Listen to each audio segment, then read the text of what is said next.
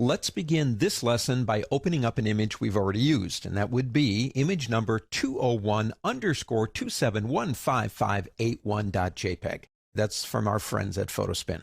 The last time we worked with this image, we had a client that didn't want the woman in the image, and so we removed her. This time they come back and go, well, you know what, I've changed my mind, so we're glad we did our editing non-destructively, but she needs to be over to the left. You go, what? Yeah, move her over to the left. Well, okay, we could reshoot the image, but that would be time and cost and everything else. If we can get away with it, let's see if we can move her. But let's do one other thing while we're here. I want to straighten the image out. Now, I like the angle because the angle, the way it is, with the guy in the foreground, really helps to emphasize that and draws your eyes in that direction. So it's kind of important.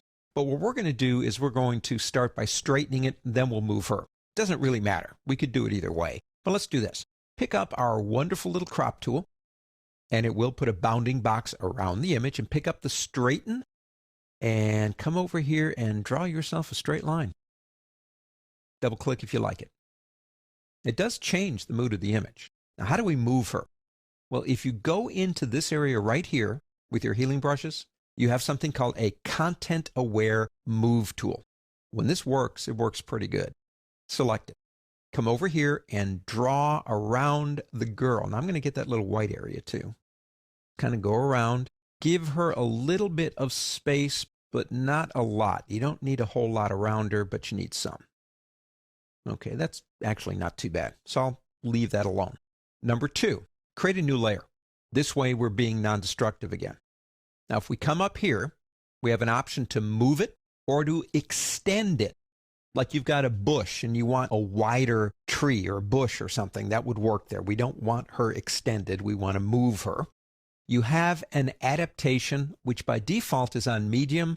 That's where I usually like to start. If I'm not too happy with it, I will try it again.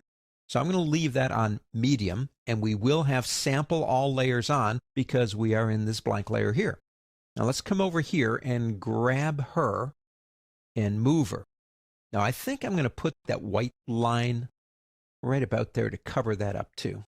See if we can get away with this. That's not too bad. And it is in the other layer. There is actually one more thing that I just noticed. Her reflection is right here. Now, it's not much. Probably you'd never notice it, but we do because we know she was there.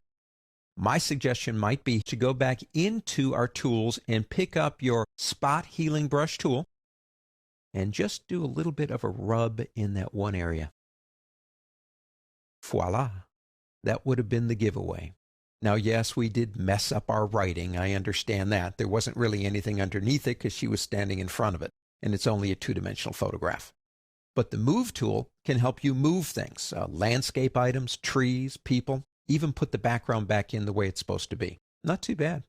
Now, it's not necessary to really save this one in the way we've got it. What I'm going to do is just basically tell the computer I want to close it and not save it.